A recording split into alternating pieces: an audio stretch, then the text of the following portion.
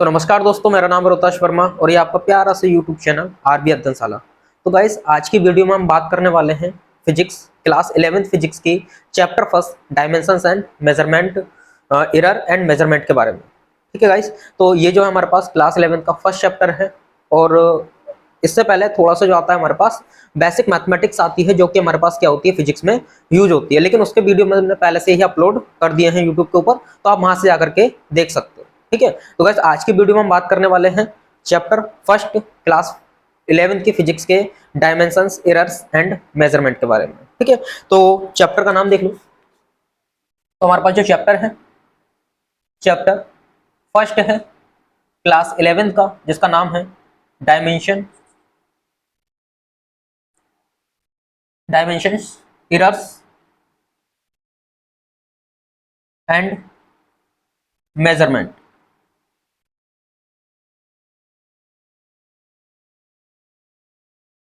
Dimensions, error and measurements. ठीक है guys, तो ये हमारे पास क्लास 11th का फिजिक्स का फर्स्ट चैप्टर है।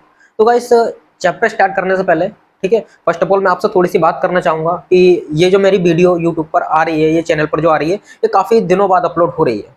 ठीक है, लगभग 1 साल हो गया मुझे वीडियो अपलोड नहीं करे हुए, लेकिन अब मैं कोशिश करूंगा कि आगे से रेगुलर वीडियोज आए, कम से कम फिजिक्स की तो रेगुलर वीडियोज आए, ताकि आपको क्लास 11th और क्लास 12th का पूरा कंप्लीट कोर्स प्रोवाइड हो सके। ठीक है गाइस, तो मैं आपको एक कंप्लीट कोर्स प्रोवाइड कराने की कोशिश करूंगा क्लास 11th के लिए, क्लास 12th के लिए और as well as JEE NEET के लिए। ठीक है, तो आपको थ्योरी कम नहीं पड़ेगी, थ्योरी आपको मैं भरपूर देने की कोशिश करूंगा, आपको मैं एग्जांपल्स देने की कोशिश करूंगा, सारा डेरिवेशन कराऊंगा। ठीक है, और इलस्ट्रेशंस वगैरह, एग्जांपल वगैरह, ताकि आपको कॉन्सेप्ट क्लियर हो जाए। फिजिक्स का जो कॉन्सेप्ट है, जिस पर हमारे पास क्वेश्चंस वगैरह बनते हैं, चाहे वो बोर्ड में बन रहे हो, चाहे हमारे पास जेई के क्वेश्चंस हो या नीट के क्वेश्चंस हो।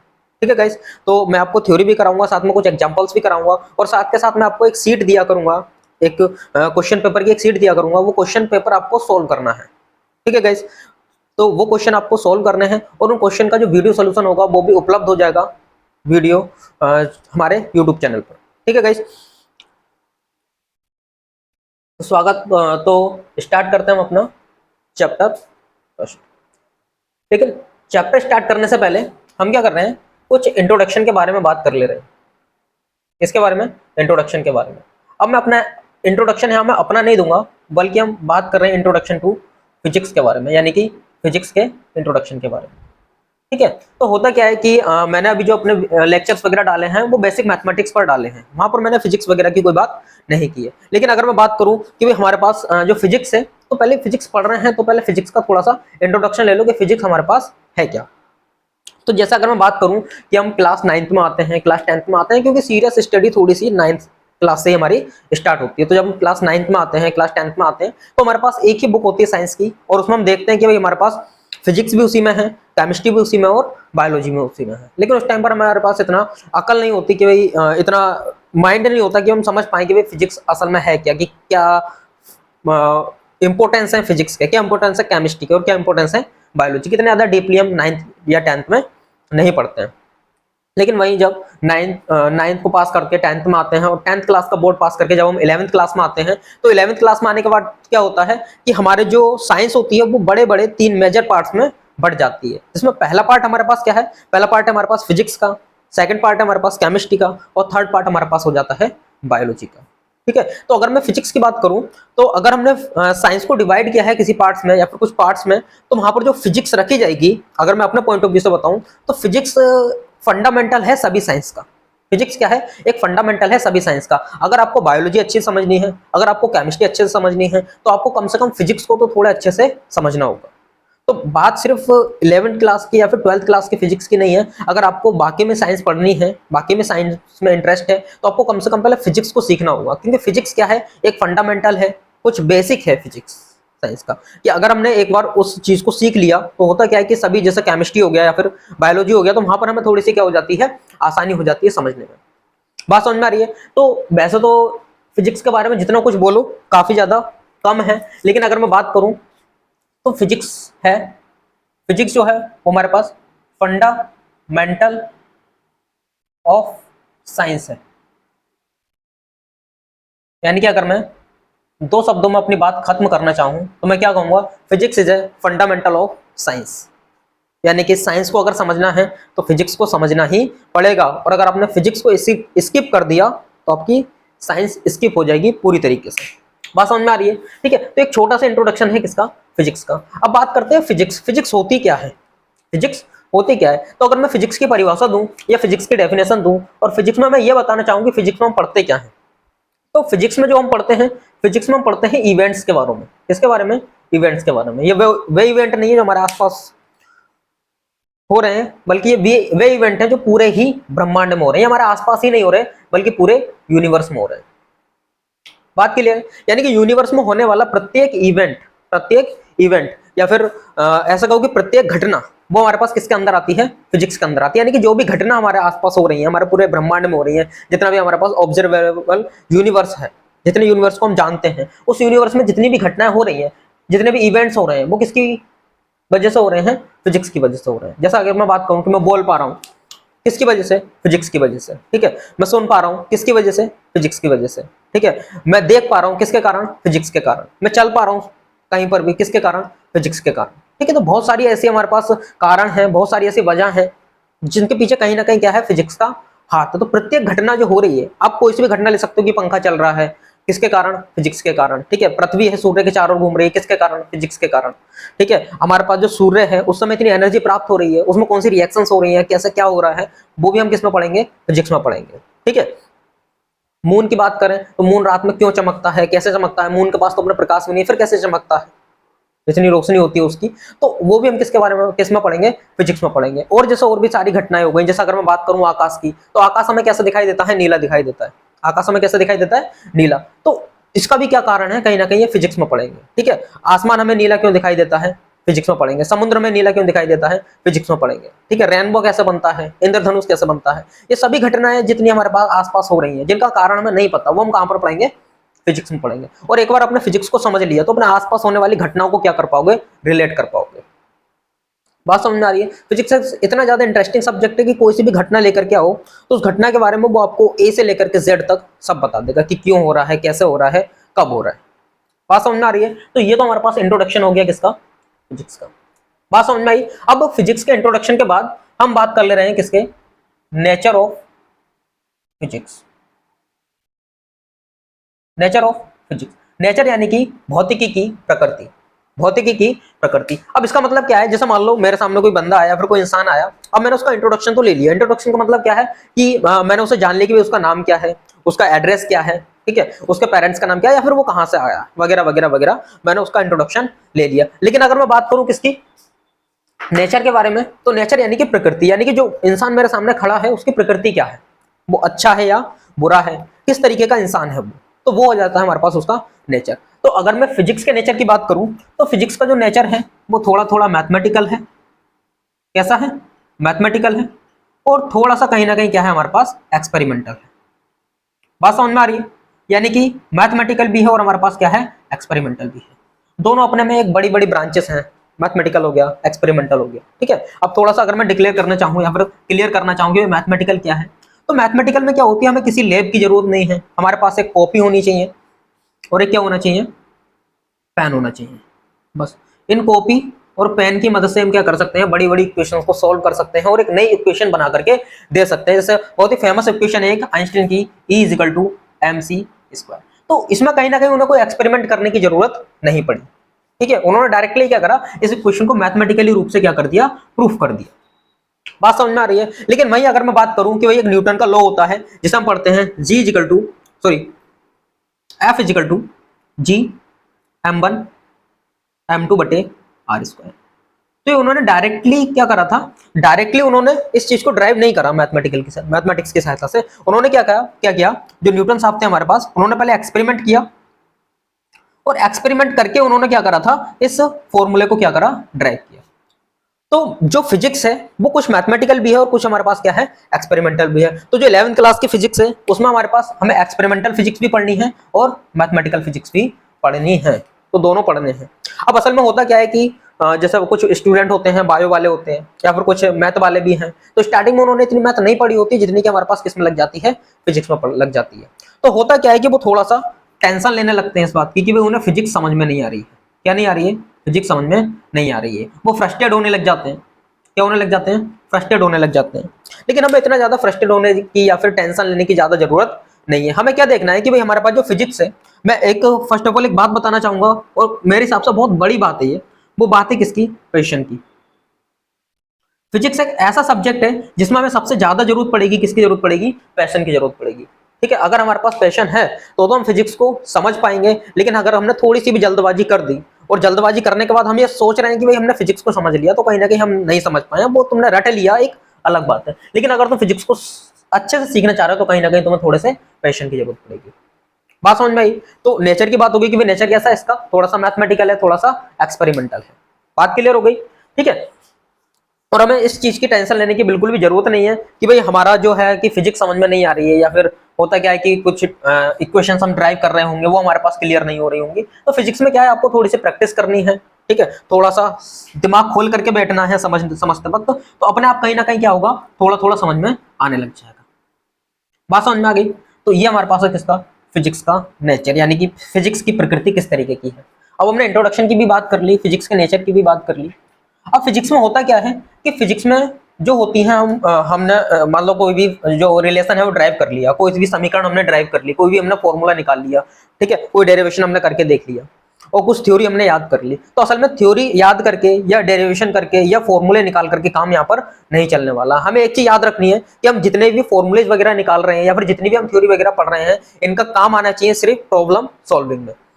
तो अगर हम इतना पढ़ने के बाद प्रॉब्लम सॉल्व नहीं कर पा रहे हैं तो कहीं ना कहीं हमने फिजिक्स को नहीं सीखा है। तो पहली बात आपको याद क्या रखनी है कि भाई हमें जितना भी कुछ पढ़ना है, उसके पढ़ने के बाद सबसे पहले हमें क्या करनी है, प्रॉब्लम्स लगानी है। प्रॉब्लम्स यानी कि क्वेश्चंस लगाने हैं। क्या लगाने हैं, हमें क्वेश्चंस लगाने हैं। और क्वेश्चन लगाने के बाद आपको फिजिक्स की फील आएगी। किसकी, फिजिक्स की फील, कि भाई फिजिक्स में हम किस तरीके से सोच सकते हैं, किस तरीके से हम अच्छे अच्छे क्वेश्चन, किस तरीके से अच्छी अच्छी प्रॉब्लम को सॉल्व कर पाते हैं। बात समझ में आ रही है? तो ये फील कहां पर आएगी, जब आपका क्या करोगे, ज्यादा से ज्यादा क्वेश्चन करोगे। बात समझ में आई? अब ऐसा भी नहीं कि तुमने डायरेक्टली एडवांस लेवल का क्वेश्चन उठा लिया और उसे सॉल्व करने बैठ गए। तो ये सबसे बड़ी बेवकूफी हो जाती है जब हम क्या उठा लेते हैं, एडवांस का क्वेश्चन उठा लेते हैं।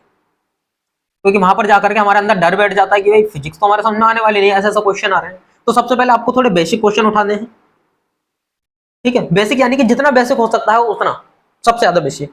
फिर उसके बाद हमें उठाने हैं अपने जो स्कूल लेवल के सवाल हैं। बात समझ गए, स्कूल लेवल के या कॉलेज लेवल के। उसके बाद हमें उठाने हैं एनसीईआरटी लेवल के, और फिर उसके बाद हमें उठाने हैं मेंस या एडवांस लेवल के, जो भी आपका कंपटीशन एग्जाम है या फिर नीट वगैरह हो गया, उसके बाद उठाने। अगर आप डायरेक्टली अपना कंपटीशन एग्जाम उठा करके चलते हो और डायरेक्टली उसके क्वेश्चन बनाने की कोशिश करोगे तो फिजिक्स आप कभी भी नहीं सीख पाओगे। क्योंकि जब हम बेसिक क्वेश्चन करते हैं, फिर स्कूल लेवल के करते हैं, फिर एनसीईआरटी के करते हैं, तो कहीं ना कहीं प्रैक्टिस हो जाती है, कहीं ना कहीं हमें सोचने समझने में आसानी हो जाती है, कहीं ना कहीं हम क्वेश्चन को समझ पाते हैं अच्छी तरीके से कि क्वेश्चन को अटेम्प्ट किस तरीके से करना है। बात समझ में आई? तो ये हमारे पास क्या था, इंट्रोडक्शन था किसका, फिजिक्स का। ठीक है, तो अब बात कर ले रहे हैं हम किसकी, अपने चैप्टर फर्स्ट की, जो कि हमारे पास क्या है, डायमेंशंस, एरर एंड मेजरमेंट। अब देखो भाई पहली बात ये आती है, चैप्टर स्टार्ट करने से पहले मैं हर चैप्टर में ये बताऊंगा कि ये चैप्टर पढ़ना क्यों है। जैसा अगर मैं बात करूं डायमेंशंस, एरर एंड मेजरमेंट के बारे में, ठीक है, तो मैंने ये वाला चैप्टर में पढ़ना क्यों है, पहले तो ये समझ लो। देखो इसमें हम पढ़ेंगे एरर्स के बारे में, इसको अभी थोड़ा सा होल्ड पर रख दो, डायमेंशंस को। ठीक है, इसका जो बाद वाला पार्ट है पहले उसे समझ लो। हमें किस सब पढ़ना है, एरर्स एंड मेजरमेंट। अब एरर यानी कि होती हैं गलतियां, त्रुटियां, और मेजरमेंट यानी कि किसी भी चीज को मापना। अब मैंने पहले ही बता दिया कि जो हमारे पास फिजिक्स है वो मैथमेटिकल भी है और हमारे पास कैसी है, एक्सपेरिमेंटल भी है। ये दोनों बात क्लियर है, मैथमेटिकल भी है और एक्सपेरिमेंटल भी है। अब हम बचपन से मैथ पढ़ते हुए आ रहे हैं, तो कहीं ना कहीं ऐसा नहीं कि हमने डायरेक्टली सही बिल्कुल फॉर्मूला हमने डायरेक्टली लगाया, हमने प्लस के सवाल डायरेक्टली स्टार्टिंग में सही सही कर दिए होंगे, या फिर हासिल वाले सवाल, या फिर कोई भी हमारे पास मैथमेटिक्स का कोई भी टॉपिक आप उठा लो, तो ऐसा नहीं कि स्टार्टिंग में हमने बिल्कुल 100% सही करा होगा। कहीं ना कहीं उसमें क्या हो जाती है, थोड़ी सी एरर्स आ जाती है सवालों में, जब हम करते हैं कहीं ना कहीं सिली मिस्टेक्स हो जाती हैं, एरर्स आ जाती हैं। ठीक है, तो उन्हीं एरर्स के बारे में पढ़ना है कि हम कोई भी एक्सपेरिमेंट कर रहे हैं तो एक्सपेरिमेंट करते वक्त एरर क्या आई, उन एरर को हम दूर कैसे कर सकते हैं, एरर आई कितने प्रतिशत की एरर आई। ठीक है, हम किस तरीके से पता करेंगे कि कितने प्रतिशत की एरर आ रही है, उसको हटा कैसे सकते हैं। ठीक है, हम ये देख सकते हैं कि हमारा जो फॉर्मूला निकाला है वो कितने परसेंट सही है, कितने परसेंट सही रिजल्ट दे रहा है।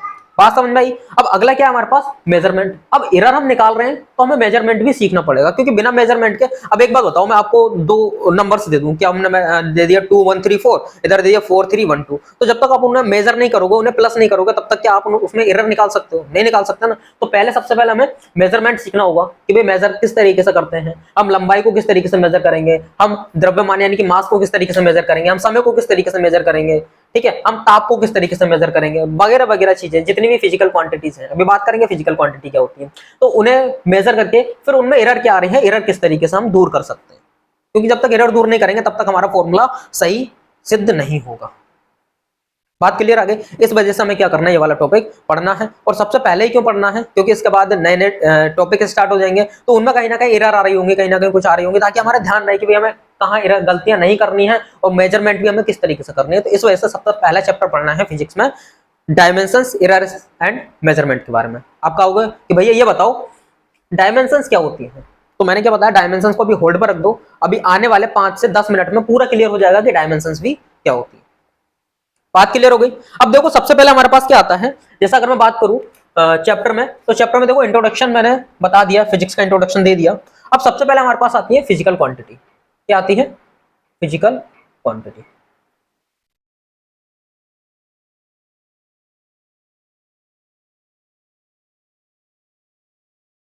फिजिकल क्वांटिटी यानी कि भौतिक राशियां,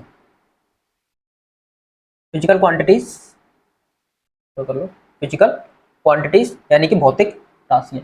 अब सबसे पहले दिमाग में सवाल आना चाहिए कि भाई भौतिक राशियां होती क्या है, भौतिक राशियां होती क्या है। तो भौतिक राशियों के बारे में क्या बताएंगे कि मान लो हमारे पास कोई भी एक फिजिकल फिनोमिना है, कोई भी हमारे पास कोई भी फिजिकल फिनोमिना हो सकता है, अगर हम उसे प्रत्यक्ष या अप्रत्यक्ष यानी कि डायरेक्ट या इनडायरेक्ट रूप से, डायरेक्ट या इनडायरेक्ट फॉर्म में अगर उसे मेजर कर पा रहे हैं, क्या कर पा रहे हैं, मेजर कर पा रहे हैं, क्या कर कहलाती है हमारे पास, फिजिकल क्वांटिटी कहलाती है। ठीक है, तो एक बार डेफिनेशन लिख रहा हूं, एक बार डेफिनेशन पढ़ लो, उसके बाद बात करेंगे। ठीक है, क्या बताएंगे,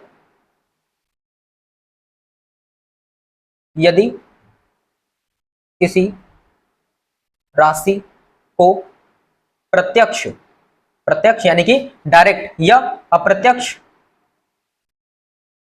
रूप से, अप्रत्यक्ष रूप से मापा जा सके, मापा जा सके, क्या कहलाती है हमारे पास, फिजिकल क्वांटिटीज यानी कि भौतिक राशियां कहलाती हैं।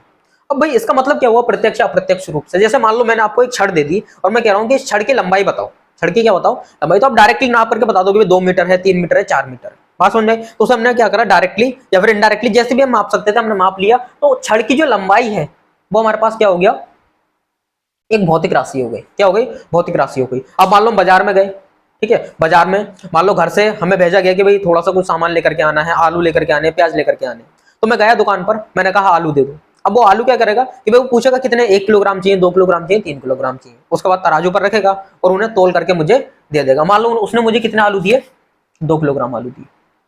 तो किलोग्राम क्या है कि भाई आलू का हम क्या नाप रहे हैं, भार नाप रहे हैं, क्या नाप रहे हैं, भार। असल में भी यहाँ पर कंफ्यूज मत होना, द्रव्यमान क्या होता है, भार क्या होता है, वो अपना एक अलग टॉपिक है, उसके बाद में करेंगे। ठीक है, तो आलू गए, तो आलू का हमने भार नहीं लिया बल्कि हमने क्या लिया था, द्रव्यमान लिया, और कितना लिया हमने, 2 किलोग्राम लिया।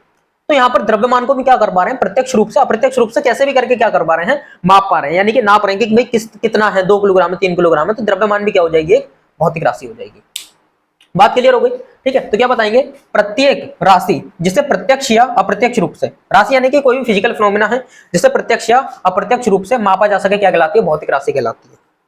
अब बात करते हैं क्या भौतिक राशि नहीं हो सकती। जैसे मान लो मैं कहूं कि भाई स्टूल है, क्या है, स्टूल है। अब स्टूल को तो हम कुछ बता ही नहीं सकते भाई स्टूल है क्या है, ठीक है, कि ऐसा थोड़ी कोई कंपनी वगैरह बताएंगे इसकी, तो इसके बारे में हम कुछ नहीं बता सकते, प्रत्यक्ष अप्रत्यक्ष रूप से माप ही नहीं सकते। अब तुम कहोगे माप तो सकते हैं कि भाई 25 सेंटीमीटर ऊंचा है या 30 सेंटीमीटर ऊंचा है या 15 सेंटीमीटर ऊंचा है, तो 15 सेंटीमीटर हम क्या नाप रहे हैं, इसकी लंबाई नाप रहे हैं, ना कि स्टूल को नाप रहे हैं, क्या नाप रहे हैं, इसकी लंबाई नाप रहे हैं। तो लंबाई तो फिजिकल क्वांटिटीज है, लंबाई फिजिकल क्वांटिटीज है, लेकिन स्टूल कोई फिजिकल क्वांटिटी नहीं है। बात क्लियर हो रही है, यानी कि ऐसी कोई राशि जिसे प्रत्यक्ष या अप्रत्यक्ष रूप से मापा जा सके, याद रखना, प्रत्यक्ष या अप्रत्यक्ष रूप से मापा जा सके, क्या कहलाती है हमारे पास, फिजिकल क्वांटिटी कहलाती है। अब इसके एग्जांपल क्या क्या हो सकते हैं, तो एग्जांपल लिख लो। ठीक है, अभी मैं ज्यादा नहीं लिखूंगा, जैसे लंबाई के बारे में मैंने बात करी है तो लंबाई लिख लो और द्रव्यमान लिख लो, आदि। बात क्लियर हो गई? ठीक है, तो ये हमारे पास क्या होगी, फिजिकल क्वांटिटी होगी। अब देखो कोई भी फिजिकल क्वांटिटी है तो फिजिकल क्वांटिटी में क्या होते हैं, हमारे पास दो मेजर पॉइंट्स होते हैं जिन्हें याद रखना। अब मेजर पॉइंट क्या होते हैं, जैसे अगर मैं पहले पॉइंट की बात करूं तो उसका तो एक आंकिक मान होगा, क्या होगा हमारे पास, एक आंकिक मान, और दूसरी उसकी होती है यूनिट। क्या होती है, यूनिट होती है। तो भैया समझ में नहीं आया कुछ? देखो अगर कोई भी हमारे पास क्या है, फिजिकल क्वांटिटी है, पी क्यू यानी कि फिजिकल क्वांटिटी, तो उसमें एक तो हमारे पास होगी न्यूमेरिकल वैल्यू और एक हमारे पास होगी उसकी यूनिट। यानी कि किसी भी फिजिकल क्वांटिटी को दो स्टेप में क्या किया जा सकता है, दिखाया जा सकता है, प्रदर्शित किया जा सकता है। पहला होता है हमारे पास न्यूमेरिकल वैल्यू और दूसरी उसकी क्या होती है, यूनिट। अगर अभी भी समझ में नहीं आया तो समझो, ये मेरे पास क्या दे रखी है, एक छड़ दी। अब मैंने कहा छड़ जो है 2 है या फिर 5 है, तो दिमाग में ख्याल आएगा कि कितनी है, 5 सेंटीमीटर है, 5 मीटर है, 5 किलोमीटर, क्या है, हमें तो नहीं पता ना। तो होगा क्या कि हमें यहाँ पर जो डिफाइन किया, किसमें डिफाइन किया हमने, मीटर में, तो मीटर तो इसकी क्या हो गई यूनिट और 5 इसकी क्या हो गई, न्यूमेरिकल वैल्यू। बात समझ में आ रही है? ठीक है, जैसे मान लो कोई, मैं कहूँ कि भाई चंदौसी है, ठीक है, और मैं क्या कर रहा हूँ, चंदौसी से मान लो मुरादाबाद गया, कहाँ गया, मुरादाबाद गया। तो अगर एवरेज वेलोसिटी या फिर लगभग जो हमारे पास डिस्टेंस देखी जाए तो वो लगभग 40 के आसपास है, 40 किलोमीटर के आसपास। तो अगर मैं सिर्फ 40 लिखता हूं तो मुझे समझने में प्रॉब्लम आएगी कि भाई 40 कितना, 40 मीटर, 40 किलोमीटर, जो नहीं जानता कि भी दोनों के डिस्टेंस के बीच, तो वो कंफ्यूज हो जाएगा 40 क्या है। लेकिन जैसे ही मैंने क्या करा, किलोमीटर लिखा, उसका पूरा क्लियर हो जाएगा कि 40 किलोमीटर है। यानी कि कोई भी फिजिकल क्वांटिटी है, लंबाई थी दोनों के बीच की, तो हमने क्या करा, 40 किलोमीटर लिख दिया, यानी कि 40 उसकी न्यूमेरिकल वैल्यू हो गई और किलोमीटर हमारे पास क्या हो गया, उसका यूनिट हो गई। क्या हो गई, यूनिट हो गई। बात समझ में आ रही है? ठीक है, अब यहां पर एक बात और ध्यान रखने वाली है कि जो हमारे पास किसी भी भौतिक राशि की जो न्यूमेरिकल वैल्यू होती है, जो न्यूमेरिकल वैल्यू होती है, वो इनवर्सली प्रोपोर्शनल टू होती है किसके, उसकी यूनिट के। तो भैया इसका क्या मतलब हुआ, इसका मतलब हुआ यदि हम किसी फिजिकल क्वांटिटी की यूनिट को बढ़ा रहे हैं तो न्यूमेरिकल वैल्यू हमें क्या करनी पड़ेगी, घटानी पड़ेगी, और फिजिकल यूनिट को घटा रहे हैं तो न्यूमेरिकल वैल्यू हमें क्या करनी पड़ेगी, बढ़ानी पड़ेगी। ठीक है, इसका एक बहुत बढ़िया सा एग्जांपल है। अब एग्जांपल क्या है, जैसा अगर मैं बात करूं कि मेरे पास मान लो मैंने इधर लिखा यहाँ पर 1 किलोमीटर जो होता है वो 1000 मीटर के बराबर होता है। 1 किलोमीटर हमारे पास किसके बराबर होता है, 1000 मीटर के बराबर।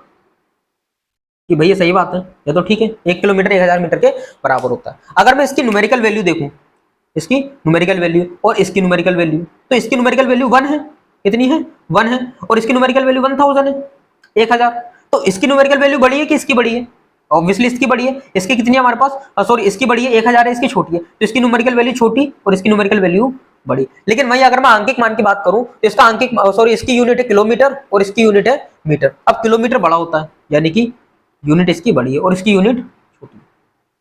यानी कि जब हमने किलोमीटर से मीटर में बदला, जब हमने किलोमीटर से मीटर में बदला तो हमने क्या करा, उसकी न्यूमेरिकल वैल्यू को बढ़ाया, न्यूमेरिकल वैल्यू को बढ़ाया। लेकिन उसके साथ साथ क्या हुआ, जो कि उसकी यूनिट थी वो यूनिट क्या हो गई, घट गई। यूनिट क्या हो गई, घट गई। यूनिट पहले बड़ी थी और उसके बाद क्या हो गई, उसकी छोटी हो गई। यानी कि यहां से हम बता सकते हैं कि अगर कोई भी भौतिक राशि है, आगे पढ़ेंगे, बहुत सारी भौतिक राशियां पढ़ेंगे, तो उसकी जो भी हमारे पास न्यूमेरिकल वैल्यू होगी उसकी यूनिट के क्या हो जाएगी, इनवर्सली प्रोपोर्शनल हो जाएगी। बात क्लियर है यहां तक? ठीक है, अगर समझ में नहीं आया है तो एक बार वीडियो को पीछे जाकर के रिवर्स करना और जाकर के दोबारा से देख लेना, पूरी बात क्लियर हो जाएगी। अभी हम यहाँ पर कोई रॉकेट साइंस नहीं पढ़ रहे हैं, बहुत छोटी छोटी परिभाषाएं हैं और ये मेरे हिसाब से एक बार में समझ में आ जानी चाहिए। बात समझ में आ गई? ठीक है, अब अगली हमारे पास क्या आता है, लिख ले रहे हैं यहाँ पे। अब अगले आते हैं हमारे पास किसके बारे में, टाइप्स के बारे में। किसकी बात करेंगे हम, टाइप्स की बात करेंगे। अब भैया टाइप्स क्या होते हैं, टाइप्स यानी कि प्रकार। अगर कोई भी फिजिकल क्वांटिटी है तो उसे अगर मेजरली देखा जाए तो 2 पार्ट्स में डिवाइड किया गया है। एक हमारे पास होती है फंडामेंटल फंडामेंटल क्वांटिटीज। क्या होती हैं, फंडामेंटल क्वांटिटीज। और एक हमारे पास होती हैं ड्राइव्ड क्वांटिटीज। क्या होती है, ड्राइव्ड क्वांटिटीज। बात समझ में आ गई?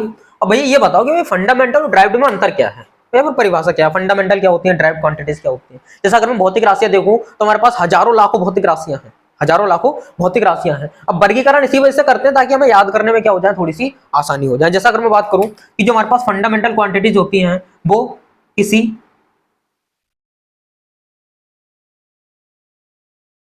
किसी अन्य भौतिक राशि, किसी अन्य भौतिक राशि यानी कि फिजिकल क्वांटिटी पर डिपेंड नहीं करती, डिपेंड नहीं करती हैं। इसका मतलब क्या हुआ कि वे भौतिक राशियां जो किसी अन्य फिजिकल क्वांटिटी पर डिपेंड नहीं करती, वे भौतिक राशियां जो किसी अन्य फिजिकल क्वांटिटी पर डिपेंड नहीं करती, क्या कहलाती हैं? फंडामेंटल क्वांटिटीज कहलाती हैं। लेकिन वहीं अगर मैं बात करूं किसकी? ड्राइव क्वांटिटीज की, तो इसमें क्या बताओगे कि वे भौतिक राशियां जो जो अन्य फिजिकल क्वांटिटी जो अन्य फिजिकल क्वांटिटी पर डिपेंड करती हैं, पर डिपेंड करती हैं, क्या कहलाती है हमारे पास? ड्राइव क्वांटिटीज कहलाती है। बात समझ में आई? क्या कहलाती है? ड्राइव क्वांटिटीज कहलाती है। अब हमारे पास होता क्या है, ये तो हमारे पास फिजिकल क्वांटिटी है, ये तो डिपेंड कर रही है अन्य भौतिक राशियों पर, लेकिन ये वाले डिपेंड नहीं कर रही है। कि भैया एग्जांपल दो, एग्जांपल क्या हो सकता है? ऐसा अगर मैं बात करूं टाइम के बारे में या फिर समय के बारे में, तो समय के क्या कभी किसी के लिए रुकता है? अब गाड़ी चाहे तेज चल रही है चाहे धीरे चल रही है, समय अपनी रफ्तार से चल रहा है। समय क्या हो रहा है? अपनी रफ्तार से चल रहा है। ऐसा नहीं होता कि कभी दिन में 12 की जगह 24 घंटे हो गए, ऐसा थोड़ी होता है। ठीक है, तो समय अपनी रफ्तार से चल रहा है, समय कभी किसी के लिए नहीं रुकता, तो समय किसी पर डिपेंड नहीं है, समय किसी पर डिपेंड नहीं है। तो अगर मैं बात करूं कि जो समय है हमारे पास, समय एक तरीके से क्या है? फंडामेंटल क्वांटिटी है। क्या है? फंडामेंटल क्वांटिटी है, किसी अन्य भौतिक राशि पर निर्भर नहीं कर रहा। हालांकि और भी होती है, अभी बात करेंगे कितनी होती है, कैसे होती है, कौन कौन से, कैसे पहचानेंगे फंडामेंटल है कि ड्राइव्ड है, आगे बात करेंगे। अभी आप समझ लो कि जो समय है क्या है, वो एक फंडामेंटल क्वांटिटी है। फंडामेंटल क्वांटिटीज क्यों है? क्योंकि वो अन्य भौतिक राशि पर क्या नहीं कर रही है? निर्भर नहीं कर रहा है। लेकिन वही अगर मैं बात करूं कि भाई चाल, क्या चाल, चाल यानी कि स्पीड, तो स्पीड क्या है? एक ड्राइव क्वांटिटीज है। अब भैया स्पीड ड्राइव क्वांटिटीज क्यों है?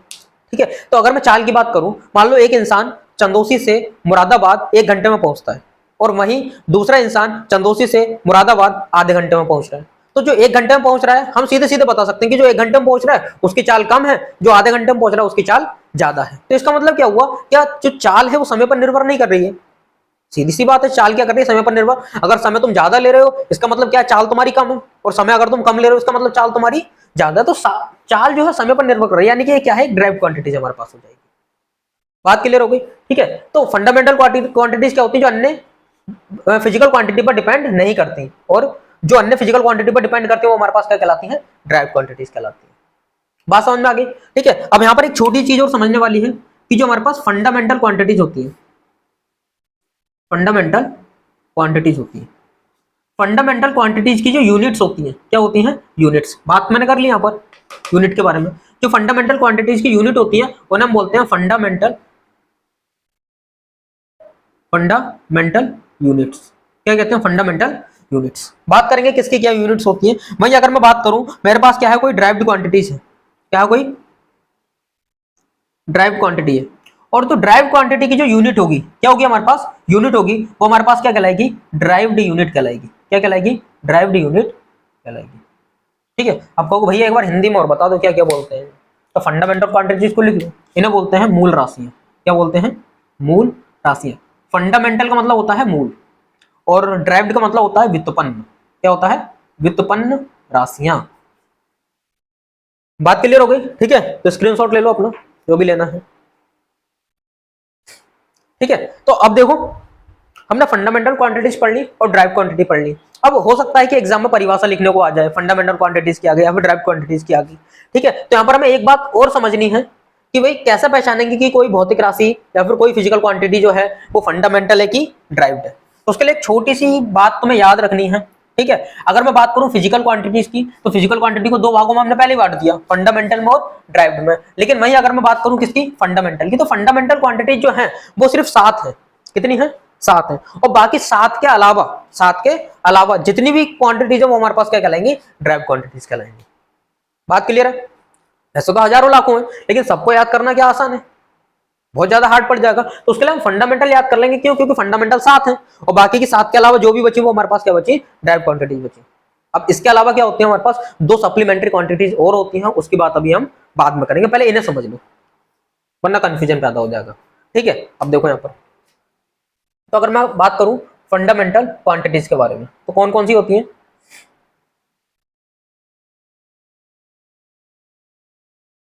ठीक है, तो यहां मैं लिख रहा हूं फिजिकल क्वांटिटी, और यहां पर उसकी यूनिट। ठीक है, तो सबसे पहले जो हमारे पास फिजिकल क्वांटिटी आती है जो कि फंडामेंटल है, वो है हमारे पास लंबाई। क्या है? लंबाई। सेकंड हमारे पास क्या आता है? द्रव्यमान। थर्ड हमारे पास क्या आता है? समय। फोर्थ हमारे पास क्या आता है, ताप यानी कि टेम्परेचर। फिफ्थ हमारे पास क्या आता है, विद्युत धारा, विद्युत धारा। छठा आता है हमारे पास ज्योति तीव्रता, ज्योति तीव्रता। सेवेंथ हमारे पास आता है पदार्थ की मात्रा। तो ये हमारे पास क्या है, सारी की सारी फिजिकल क्वांटिटीज जो कि फंडामेंटल क्वांटिटीज है। क्या है हमारे पास, फंडामेंटल क्वांटिटीज। बात समझ में आ रही है? ठीक है, तो इनको छोड़ करके जितनी भी होंगी हमारे पास वो क्या कहलाएंगे, ड्राइव्ड कहलाएंगी। ठीक है, एक बार इनकी इंग्लिश और देख लो। लंबाई को बोलते हैं हम लेंथ, ठीक है, द्रव्यमान को बोलेंगे मास, समय को बोलेंगे टाइम, ताप को बोलेंगे टेम्परेचर, विद्युत धारा को बोलेंगे करंट, ज्योति तीव्रता को बोलेंगे ल्यूमिनियस इंटेंसिटी। देखो अभी क्या होती है, कैसे होती है ज्योति तीव्रता, क्या है, पदार्थ की मात्रा क्या है, उसके बारे में आगे बात करेंगे। अभी आपको सिर्फ ये याद करनी है।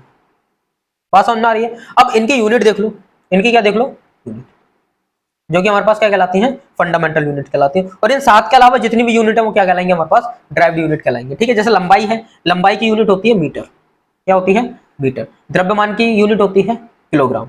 समय की मात्रा, समय की यूनिट होती है हमारे पास सेकंड। ताप की यूनिट होती है केल्विन। ठीक है, विद्युत धारा की यूनिट होती है हमारे पास एम्पियर। ज्योति तीव्रता की यूनिट होती है कैंडेला। और पदार्थ की मात्रा की यूनिट होती है हमारे पास। बात समझ में आ रही है? और ये जो मैंने यहाँ पर यूनिट लिखी है, हालांकि यूनिट और भी होती है। ठीक है, जैसा अगर मीटर है तो सेंटीमीटर भी तो होता है, तो सही है, सेंटीमीटर नहीं होगी यूनिट इसकी, सेंटीमीटर होगी लेकिन वो सीजीएस में आ जाती है। वो कहां पर आ जाती है, सीजीएस में। और सीजीएस की अभी हम बात नहीं कर रहे हैं, अभी आगे बताऊंगा मैं, वो भी क्लियर करूंगा। लेकिन अभी मैंने जो जितनी भी यूनिट्स यहाँ पर लिखी है, ये सारी की सारी हमारे पास क्या है, MKS, यानी कि एसआई यूनिट्स मैंने यहाँ पर लिखी है। क्या लिखी है, एसआई यूनिट्स। तो ये मत कहना कि सेंटीमीटर भी तो हो सकती है। ठीक है, डाउट आएगा अभी।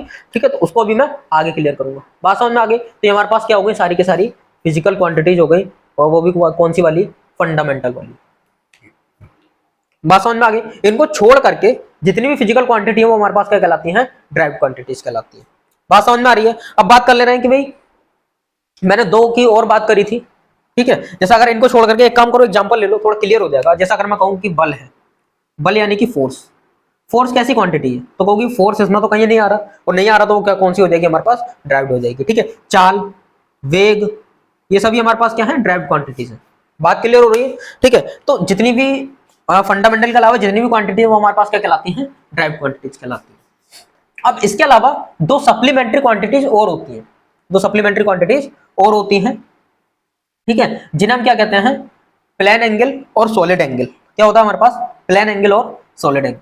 अब बात कर ले रहे हैं वो भी क्या होती है। ठीक है, तो नेक्स्ट हेडिंग डालना, क्या डालोगे, सप्लीमेंट्री क्वांटिटीज, सप्लीमेंटरी क्वांटिटीज। बात क्लियर हो रही है? क्या बोलेंगे इसे, सप्लीमेंट्री क्वांटिटीज बोलेंगे। ठीक है, अब इसमें पहली कौन सी होती है, पहली आती है हमारे पास प्लेन एंगल। क्या होती है, प्लेन एंगल। दूसरी होती है सॉलिड एंगल। क्या होता है, कैसा होता है, बात आगे करेंगे इसकी अभी। अब प्लेन एंगल की यूनिट क्या होती है और सॉलिड एंगल की यूनिट क्या होती है। ठीक है, तो प्लेन एंगल की पहले यूनिट देख लो, क्या होगी हमारे पास, रेडियन। क्या होगी, रेडियन। और इसकी यूनिट क्या हो जाएगी, स्टेरेडियन। सॉलिड एंगल की क्या हो जाएगी, स्टेरेडियन। बात क्लियर हो रही है? अब प्लेन एंगल बनता कहां पर है, तो देखो नाम से क्लियर हो रहा है, प्लेन यानी कि 2D में, यानी कि हमारे पास जो कोई सरफेस है उस पर हमने कोई एंगल बना दिया, ये तो ये हमारे पास बन गया प्लेन एंगल। लेकिन भाई हमने क्या करा, मान लो एक बॉल ले ली, वो बॉल के केंद्र पर हम यहाँ पर खड़े हो गए, सेंटर पर, और सेंटर से हम ऊपर की तरफ देख रहे हैं, तो कुछ ना कुछ एंगल बन रहा है ये वाला। और ये एंगल जो है कौन की तरह बनेगा, कौन सा वाला कौन है, सॉफ्टी वाली। देखिए सॉफ्टी, देखिए इस तरीके से होती है ये वाली। ठीक है, आइसक्रीम नहीं भरी है अभी, खाली है। तो ये जो यहाँ पर एंगल बन रहा है, तो ये प्लेन में नहीं है, बल्कि ये क्या है, सॉलिड में है, ठोस में है, 3D में है। तो ये हमारे पास क्या कहलाता है, सॉलिड एंगल कहलाता है। और सॉलिड एंगल का जो मात्रक होता है, ये यूनिट होती है, वो हमारे पास क्या होती है, स्टेरेडियन होती है। प्लेन एंगल की क्या होती है हमारे पास, रेडियन होती है। बात क्लियर हो गई? तो यहां पर हमारी खत्म हो जाती है, क्या हो जाती है, फिजिकल क्वांटिटीज। अब फिजिकल क्वांटिटीज, अब होता क्या है कि एक छोटी सी बात और कर ले रहे हैं, किसके बारे में, मात्रकों की पद्धतियों के बारे में। ठीक है, यानी कि मात्रक कौन कौन सा होता है। ठीक है, सिस्टम ऑफ यूनिट्स। अब सिस्टम ऑफ यूनिट्स में होता क्या है, जैसा अगर मैं बात करूं कि हम एक ही चीज को क्या करते हैं बहुत तरीके से नाप सकते हैं। जैसा अगर मैं बात करूं लंबाई है, तो लंबाई को हम मीटर में भी नाप सकते हैं, किलोमीटर में भी नाप सकते हैं, मिलीमीटर में भी नाप सकते हैं, सेंटीमीटर में भी नाप सकते हैं। ठीक है, बहुत बहुत तमाम क्या होती है हमारे पास इसकी यूनिट होती है, किसी में भी माप सकते हो। लेकिन एक ऐसी यूनिट होती है जिसे हम अधिकतर यूज करते हैं, चाहे डेरिवेशन ड्राइव करने में हो गया या फिर न्यूमेरिकल्स वगैरह सॉल्व करने में हो गए, तो वो हमारे पास एक यूनिट निकल करके आती है। अब होता क्या है, जैसा अगर मैं सिस्टम ऑफ यूनिट्स की बात करूं, सिस्टम ऑफ यूनिट्स यानी कि यूनिट्स कितने प्रकार की होती है, तो मेजरली अगर देखा जाए तो मेजरली सबसे पहले एक एक करके बात करेंगे। सबसे पहले हमारे पास आती है एम के एस यूनिट्स। क्या आती है, एम के एस यूनिट। इसमें आपको याद रखना है कि जो लंबाई है, जो लंबाई है, लंबाई की मात्रक यूनिट होगी मीटर, दूसरी द्रव्यमान की यूनिट होगी यहां पर किलोग्राम, और समय की यूनिट होगी यहां पर सेकंड। नाम से क्लियर हो रहा है, M K S, metre kilogram second, metre kilogram second, M K S. बात क्लियर है। अगली आती है हमारे पास सीजीएस यूनिट। क्या आती है, सीजीएस। सीजीएस में वही लंबाई की क्या हो जाएगी हमारे पास सेंटीमीटर, द्रव्यमान की हो जाएगी ग्राम, और समय की वही रहेगी सेम सेकंड। ठीक है, अब सीजीएस हो गया, नाम से क्लियर होगा, centimetre gram centimetre, centimetre gram second, centimetre gram second, centimetre gram second. ठीक है, यानी कि लंबाई सेंटीमीटर, द्रव्यमान ग्राम और समय सेकंड। इसके बाद एक अगली यूनिट आती है एफ पी एस। ठीक है, इसमें जो हमारे पास लंबाई की यूनिट हो जाती है वो क्या हो जाती है, फुट, पाउंड और सेकंड। यानी कि द्रव्यमान की पाउंड, लंबाई की फुट और समय की second, foot pound second, foot pound second. अब इसके बाद अगली आती है S I unit, system of international डी यूनिट्स। ये सबसे ज्यादा इंपॉर्टेंट है। अधिकतर डेरिवेशन फॉर्मूलेज वगैरह जो हम ड्राइव करते हैं वो इसी यूनिट्स में ड्राइव करते हैं। बात समझ में आ रहा है। अब ये होता क्या है, ये और कुछ नहीं है, ऐसा यूनिट कुछ नहीं है। जो हमारे पास एमकेएस यूनिट थी उसी को थोड़ा सा संशोधित कर दिया, और संशोधित करके हम क्या लिया है, ऐसा यूनिट्स लिया है। अब यहाँ पर क्या हो गया, देखो वो सेम है।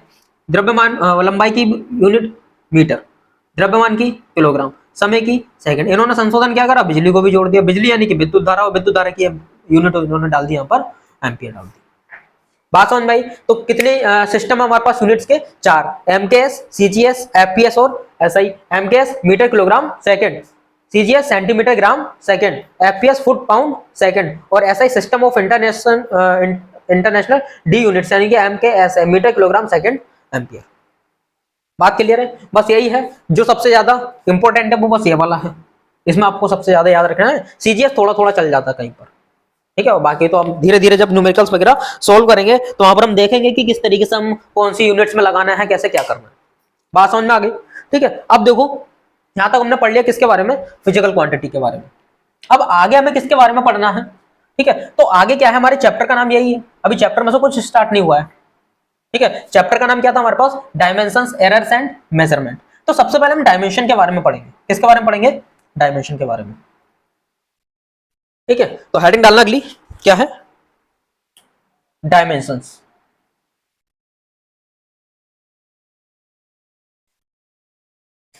डायमेंशंस हिंदी में बोलेंगे इन्हें विमाएं। क्या बोलेंगे, बात क्लियर हुई। डायमेंशंस यानी कि विमाएं। अब पहली बात ये आती है दिमाग में कि भाई विमाएं होती क्या है। भैया ये बताओ विमाएं क्या होती है, ठीक है। ये नया शब्द है ना, तो 9th में हमने पढ़ा, ना 10th में हमने पढ़ा। अब एकदम से नया शब्द आ गया विमाएं। होता क्या है, डरने लगे। अब होता क्या है कि जब साइंस वगैरह पढ़ते हैं, नए नए शब्द आते हैं, बच्चे डर जाते हैं। डरना नहीं है, बिल्कुल एक सिंपल सा मीन होता है इनका। एक बार समझ जाओगे पूरा डाउट क्लियर हो जाएगा तुम्हारा। अब विमाएं होती क्या है, तो विमाओं के बारे में क्या बताएंगे। देखो पहले मैं यहाँ पर डेफिनेशन लिख रहा हूँ। क्या बताएंगे, किसी भौतिक राशि के मात्रक को मूल मात्रकों यानी कि फंडामेंटल यूनिट्स में परिवर्तित करने पर, में परिवर्तित करने पर बनी समीकरण, बनी समीकरण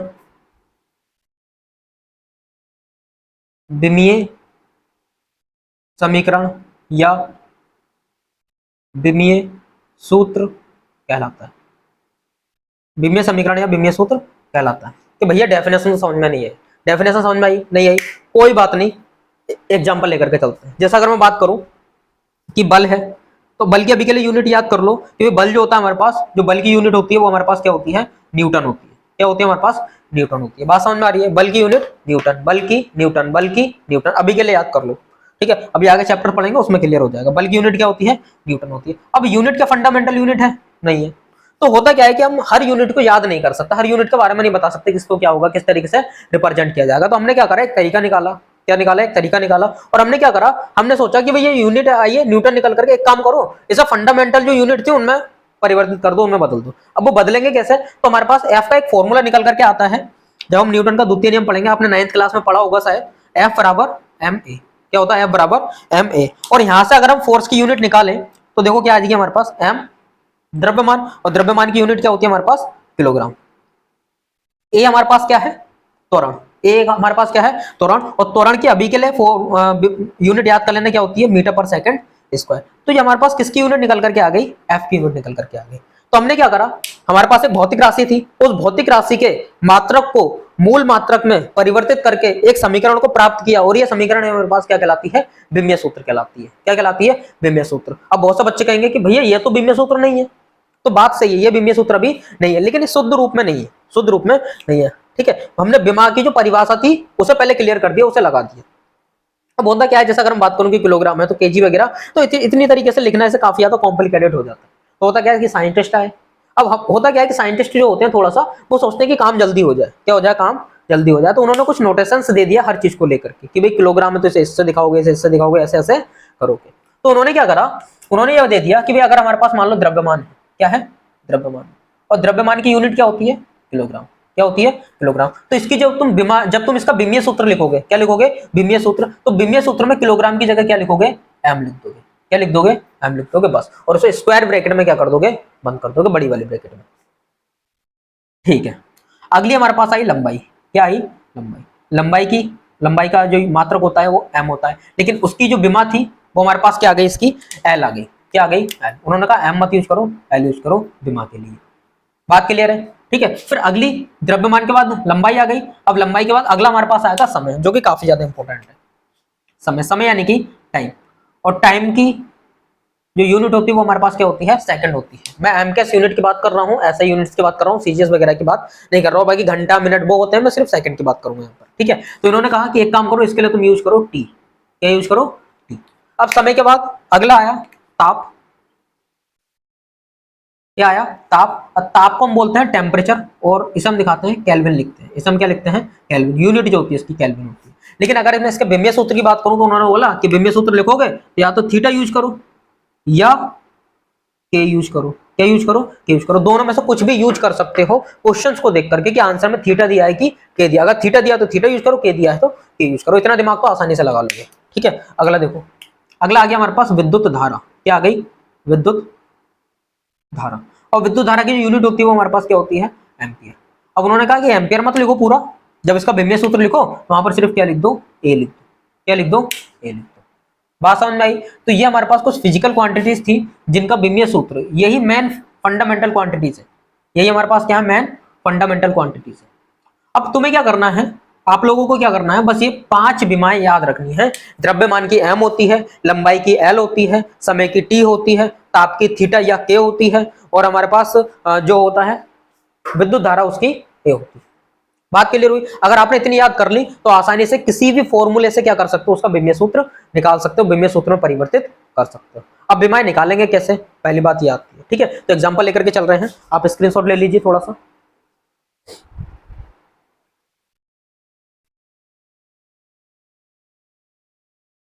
ठीक है। तो अब हम बात करेंगे किसके बारे में, कि भाई विमीय सूत्र निकालना आ गया, विमीय सूत्र समझ में आ गया कि हमारे पास कोई भी फिजिकल क्वांटिटी है, उसका जो भी हमारे पास यूनिट है, उस यूनिट को फंडामेंटल यूनिट में बदलना ही क्या कहलाता है हमारे पास। और बदलने के बाद जो सूत्र प्राप्त होता है, जो समीकरण प्राप्त होती है, वो विमीय समीकरण या क्या कहलाती है हमारे पास, विमीय सूत्र, डायमेंशन फॉर्मूला उसका कहलाता है। अब निकालेंगे कैसे, तो देखो हमारे पास मैंने बताया था हजारों लाखों भौतिक राशियां हैं, ठीक है। तो सभी की तो मैं खैर यहाँ पर नहीं निकलवाऊंगा, लेकिन कुछ की तो जरूर निकलवाऊंगा ताकि एक बार निकाल लिया जाए, ठीक है। और बेसिक से लेकर के चलेंगे, मैं कोई ज्यादा कॉम्प्लिकेटेड वाला फॉर्मूला नहीं लूंगा कि भाई हमने किसी का भी ले लिया कि प्लांक कांस्टेंट का फॉर्मूला लेके इसका बीमिय सूत्र वगैरह निकालो, तो आपके लिए थोड़ी प्रॉब्लम आएगी। तो मैं आसान आसान फॉर्मूले जो कि आप 9th में 10th में पढ़ करके आए हो सिर्फ उन्हीं का निकालूंगा, ठीक है। तो आपको, ताकि आपको फिजिक्स से नफरत ना हो, ठीक है। तो अगर मैं फॉर एग्जाम्पल बात करूं, सबसे पहले ले लो, क्या ले लिया हमने, क्षेत्रफल। अब क्षेत्रफल का एक सस्ता सा फॉर्मूला होता है हमारे पास, ठीक है। और वो सस्ता सा फॉर्मूला क्या है, लंबाई गुणा चौड़ाई। क्या है, लंबाई गुणा चौड़ाई। बात समझ में आ रही है, लंबाई गुणा चौड़ाई। अब लंबाई की बीमा हमें पता है क्या होती है, एल, तो मिटाई नहीं है, सामने लिखी हुई है। और चौड़ाई, भाई चौड़ाई की क्या होगी, चौड़ाई की सी हो जाएगी क्या, नहीं नहीं नहीं, सी तो नहीं होगी। चौड़ाई भी क्या है, एक तरीके से भाई लंबाई है ना, चौड़ाई को भी हम किससे नापेंगे, फीते पैमाने से। और जिसको भी फीते पैमाने से नापा जा रहा है, चाहे वो लंबाई है, चौड़ाई है, गहराई है, कुछ भी है, ऊंचाई वगैरह, सबकी बीमा क्या हो जाएगी, एल हो जाएगी। तो चौड़ाई की भी क्या हो जाएगी, अपनी तरफ से नहीं मत बना देना कि लंबाई की एल है तो चौड़ाई की सी हो जाएगी, ठीक है। ऐसा तो फिर मतलब ही नहीं रहा, कोई सेंस ही नहीं रहा उनको चीजों को आसान करने का, ठीक है। तो इसका क्या हो जाएगा हमारे पास, एल की पावर 1, एल की पावर 1 तो एल 2। और बहुत से बच्चे क्या करते हैं, इसे एल स्क्वायर बोल देते हैं, तो वो गलत बात है, ठीक है। मैनर्स नहीं है, फिजिक्स में भी मैनर्स थोड़े से चाहिए। तो हम इसे एल स्क्वायर नहीं बोलेंगे, बल्कि हम क्या बोलेंगे, L2 बोलेंगे। क्या बोलेंगे, L2। अब अगली बात करेंगे, अगली किसकी बात करेंगे हम, आयतन की। अब आयतन का भी एक सस्ता सा फॉर्मूला होता है, क्या होता है, लंबाई गुणा चौड़ाई गुणा ऊंचाई। मैंने क्या बताया, सभी की बीमा क्या आएगी, एल, लंबाई की एल, चौड़ाई की एल, ऊंचाई की एल। और जब इसकी करेंगे तो इसकी आ जाएगी L3, जो कि बोलना गलत है, हम इसे क्या बोलेंगे, L3 बोलेंगे। बात समझ में आ रही है, बीमाएं निकालनी आ रही है, ठीक है। अगला देखो, थर्ड देखो, आयतन के बाद ले लो एक सस्ता सा फॉर्मूला, और कौन सा हो सकता है, चाल का ले लो।